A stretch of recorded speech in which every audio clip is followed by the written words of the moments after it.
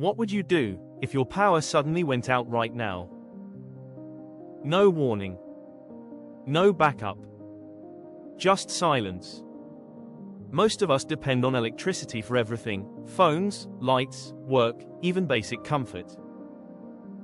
But the moment it stops, even for a short time, everything feels disrupted. And the truth is, most homes don't have any kind of backup. That's when the real thought hits: what if this lasts longer? Not knowing what to do creates stress, especially when you're responsible for keeping things running. And it's not just outages. Electricity costs keep rising, yet we still rely completely on one system.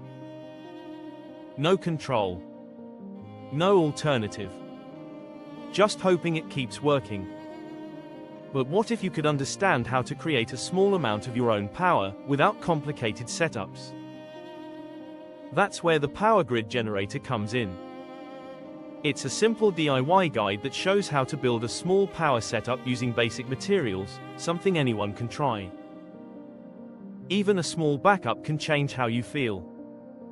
More aware. More prepared. Less dependent. If you want to explore a simple way to handle power uncertainty, check the link in the description.